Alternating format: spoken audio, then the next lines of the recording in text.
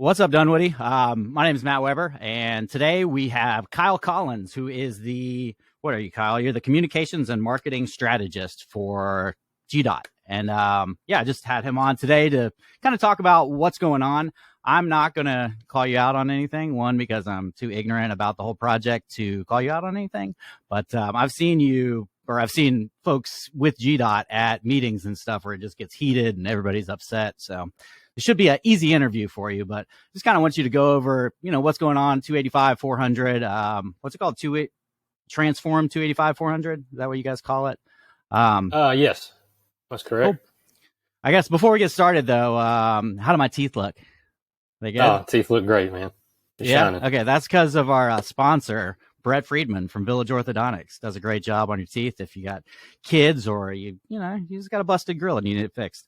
And then Jennifer Betcher was the one that put us in touch with you. And that's just, I love having people like you on that I don't have any access to. And luckily our communications director just kind of put that together for us. So thanks for coming on. And I guess let's get started. Give us an idea of what Dunwoody has to look forward to with 285, 400 transformation.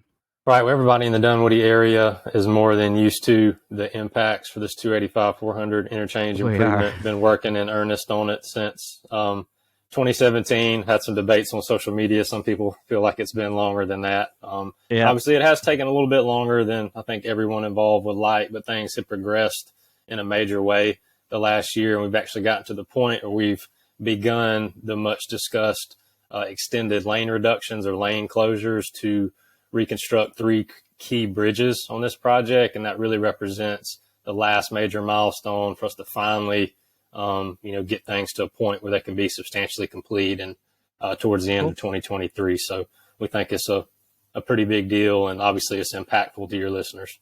Yeah. What are the three bridges that you're messing with? I know the Georgetown one is one, or Chambly Dunwoody, I guess you would call it.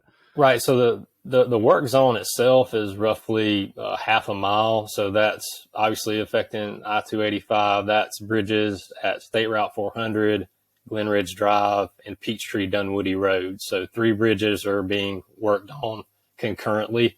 Full replacements as part of this project. We just began the east side shutdown on October 8th. So last weekend, that was a successful lane shrink, if you will. We haven't really seen major issues. Thankfully, we know there were some fall breaks, so there was a little bit of reduction in traffic volume, but we were actually able to kind of survive the initial Braves playoff game and didn't see any major issues. Traffic was flowing well, so hopefully when we flip things to the westbound side, we're basically going to do the same thing.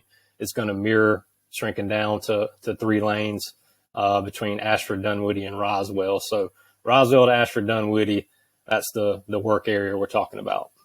Okay. Yeah, the Braves letting out is probably a good test to what you guys are doing.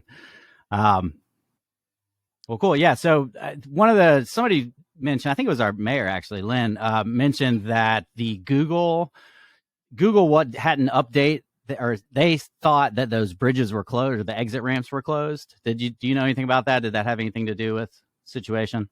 Yeah, and we have connections and our partners at Google, Waze, Apple, all the major navigation apps get the information in advance, just like we send to the media and our stakeholders. And for whatever reason, we struggled a little bit they screwed up. with Google updating. But as soon as we were made aware of that issue, it actually did have it totally closed. So if you went on the app or went online to map out your trip, there was red on 285 from Riverside all the way through to Ashford Dunwoody, which we know that wasn't correct. Traffic was still moving. So we were able to get through. Really? And thankfully in the early morning hours, I think that was, my days were running together. I think that was by, Wednesday, Thursday timeframe. We were able to get that fixed to ensure that those travelers utilizing that service have the most up-to-date information. But yeah, that's something we have struggled with. This is a very complex project. And as we've had ramp openings, these connecting lanes that we've added in the area, it may take a week or two for those to pick up. So we just ask folks to pay attention. There's pavement markings. We've done the best we can to improve advanced signage, both overhead and kind of at driver level. So pay attention to those signs, slow down a little bit. you have to make your decisions sooner. That's the best advice I can give from what you're used to in the past. It may be a half mile or a mile sooner that you have to make that decision to go ahead and veer off and utilize those new lane systems. Yeah, I'm probably the worst at getting over at the last minutes, but I've been trying to get way over early. Right. It's in traffic for a couple minutes, but that's okay. What do you think is the best way for people to kind of check out the commute and realize, what they're getting into? Is I've heard some people talk about cameras. Is that something that's on the website? Well, anyone, if yourself and your listeners don't already have it, Georgia 511, that's a GDOT service. It provides full navigation capabilities, and it also provides real-time traffic updates. And there are camera feeds all around the metro Atlanta area that anybody in the general public can access and check out. It's got still photos, and some of the cameras actually have live video. So that's really the best way to map out your trip. Obviously, we partner with Waze too. Any impacts that we push out GDOT wise are also going to feed into, your Apple Maps or your Google Maps, like we talked about earlier. But that's probably the best service to utilize. And also just following us on our channels. We have an informative website, Transform 285-400, and we actually have a lane closure tab that's dedicated to this work we're talking about between Roswell and Ashford Dunwoody, which is going to be a long haul the next 8 months. So plenty of resources to inform yourself before you hit the road. Yeah, and I feel like you guys do a good job of getting out in front of it. And I think that it seems like you've kind of had an uptick in your social media. Maybe I just never paid attention to it, but it seems like you guys are doing a better job, marketing and letting people understand what exactly they're getting into. Because it seems like Dunwoody knows a lot about this. Maybe it's just because it impacts them so much. Right, and we've done a good job. Our project teams have bi-weekly and monthly meetings with all key stakeholders, local governments, hospitals, emergency responders, in addition to kind of that old school press release and the new media, social media content that we push out. It's been more focused and more frequent, just given the impact of these lane closures that we're talking about on 285, just because we know this interchange, as it goes, it affects a lot in metro Atlanta, multiple other interstates and local highway systems. So we tried to kind of vary what we're pushing out and make sure we're getting people where they are. We've had a more intense focus on Instagram, and we actually started a TikTok earlier in 2022. So please follow us there. We're just trying to be. Yeah. Are you the TikToker? Human. Are you the face? Yeah, they've incorporated me in a few TikToks. We have an incredible social media manager, Monet, that's a fresh face and very energetic. And I know who you're talking about. She is very good on that platform, and we've encouraged her to get out on the project because 285-400 is a good one to kind of be a test case for us getting a larger audience on TikTok. So it's been a lot of fun, and we see the comments too. I'm actually in the comment thread sometimes, especially on Facebook or Instagram. If y'all are letting us know how you feel, I'm trying to answer your questions, and we're listening. Just want everybody to know that. Okay. Is that the best way for people to complain, is in the comment section? They can, you can message us on those social media platforms, but visit that website I talked about, Transform 285-400. There's a hotline, there's a project email. There's plenty of ways for you to get to the project team, to voice your concerns, and we do our best to respond in a timely fashion. Okay. Yeah. The biggest concern, at least a while back, this is probably 2 years ago, we had Russell McMurray on the show. Our friend Mike Walensky got us in touch with him. And so that was really cool. That was a fun interview because we were able to go down to the courthouse and, meet him in person and stuff. But the biggest thing in Dunwoody was those elevated lanes.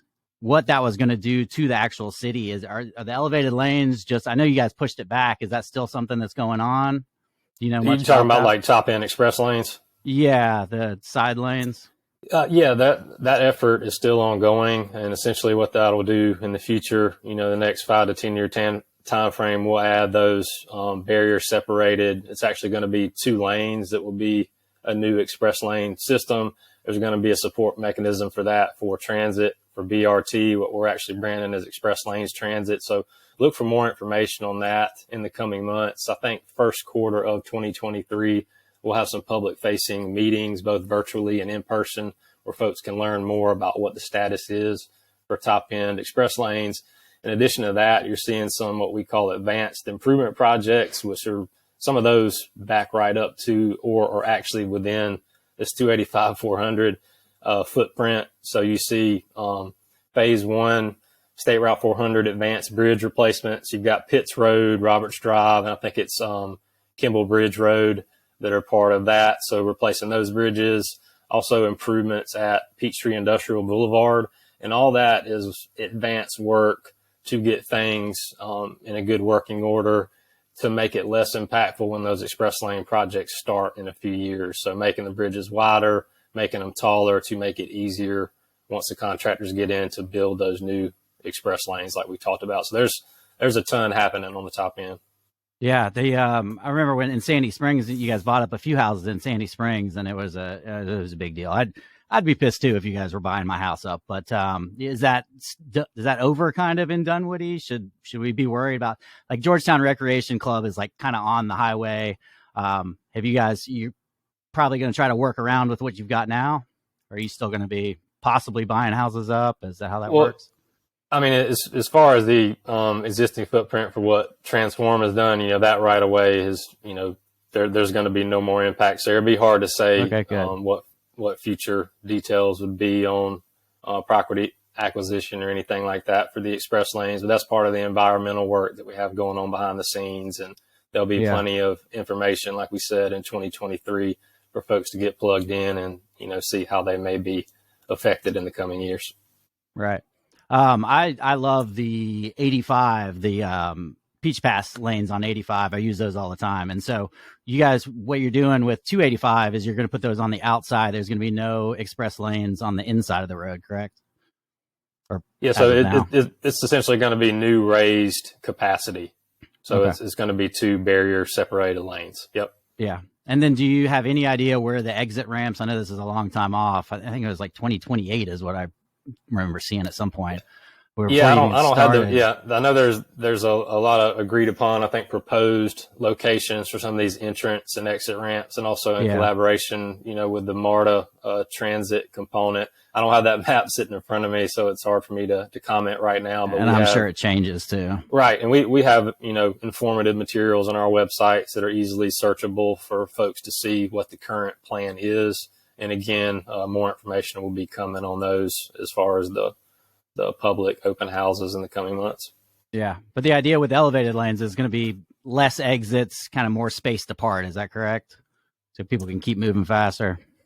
Yeah. The goal is those reliable trip times and separating you out of that mainline traffic. So you know what to expect to get to your destination in a timely fashion. So yeah, that's correct. Yeah, that was something that Dunwoody was real concerned about, is like where that exit ramp was going to be. And I know Shallowford and that, like right past North Peachtree, I guess, is where everybody kind of assumes where it's going to be. But I guess everybody in Dunwoody is just more concerned about traffic letting out there and then everybody cutting through, which, kind of messes up the back roads. But I'm excited about all this happening because I'm going to use those express lanes, and it is going to speed things up. I guess one of the main pushbacks, I guess, everybody has is the light rail type stuff, or like alternative transportation. You guys have anything planned for that? I think 400 had something you guys talked about, right? Yeah, well, there are proposals within that entire top end express lane framework, and 400 is going to get some expansion of express lanes to north of this current project limits with 285, 400. I think that's a roughly 16-mile project. We'll incorporate bus rapid transit, or like we said, express lanes transit. So it's going to support those initiatives. There's a collaborative effort for the cities and counties and agencies all around that top end perimeter to develop that build out. So there'll be more information coming there, but that's the best way for us to support kind of that, I guess I want to call it alternative transportation, but give folks other opportunities to take some cars off the highway, which is going to help everyone. So there are plans to support transit through BRT in this corridor with these future construction jobs. Okay. You had sent me something about the Peachtree, because what I think would be really cool for you guys to help out with, and I think you said you didn't really have much to do with this right now, but our trail system runs. There's one road that's called Old Springhouse Road, and it is too steep of an incline to actually have a trail there. I guess it has to be ADA compliant, But what we had talked about, or what the city had talked about, is what they'd really like to do is run the trail in front of Georgetown Kroger and then down the highway. And so if you could do anything about that, that would be great. The thing that you sent me was the Peachtree, what was it called? Path construction on Peachtree Dunwoody. What is that about? It looks like there's a trail on the side of the highway. Right, that's essentially a 1 mile multi-use path that provides connection through the Path 400 initiative. Obviously, a lot of the local groups, PCID, Dunwoody, and Sandy Springs have involvement in that. So that's a multimodal accessory to the main transportation work on the highway that we're talking about to provide that extra connection. And just to double check my information there, that's on State Route 400 northbound. That's spanning from Johnson Ferry Road to Peachtree Dunwoody Road. So construction for that is ongoing. And I believe that's roughly a 16-foot wide path. Yeah, that's what you have here. So from Johnson's Ferry to Peachtree Dunwoody. Okay. Yeah, that would be really cool if we could, somehow connect that with what we have in Dunwoody. That would be awesome. So, well, cool, man. Yeah, I guess that's really all the questions I've got. Is there anything else that you want to mention to people? Yeah, well, as far as the 285, lane closures that we talked about, we got eastbound done October 8th. So that's in place. Folks should be getting used to that by now. The big thing that's happening is we're planning right now on October 22nd, which is next Saturday, to do the same thing on the westbound side. So from Ashford Dunwoody coming through to Roswell Road, we're going to shrink you down to 3 lanes. So that's less lanes than you currently have. We all know traveling through there westbound tends to back up a little bit faster than eastbound on certain days. So that's something we want folks to brace for. That work would begin that Friday night, so the 21st at 9 p.m. They'll start to get things in order, to get the barrier, get the lanes restriped. So the late night hours of October 22nd into those early morning hours of Sunday, October 23rd, you should see that lane closure be in place westbound in that area we talked about on 285. And again, this is basically phase 1. So this is a 8-month process for us to get these bridges replaced. So it's going to be some what we're calling profound delays, profound impacts. So we want folks to plan ahead and maybe look at some alternative commute options if you've never explored that before. Georgia Commute Options has some great resources. PCID through the Perimeter Connects program also has some cool stuff to incentivize you to maybe try something different than hopping in the car on a given day. So we just want folks to prepare now because the westbound impacts could be substantial once that is in next weekend. Yeah, the adjectives that you guys were using was what everybody was surprised about. It got y'all's attention, though. Yeah, it really did. So, well, cool. Thanks for making time for me. And yeah, we really appreciate it. If anybody has any questions, reach out. These guys will, they'll get back to you. Surprisingly, you guys are right on top of it. Yeah, definitely. We're trying to be transparent, and we'll do our best to respond back if y'all hit us up. Yep, you've been warned. All right. Well, thanks a lot, Kyle. Thanks, Matt.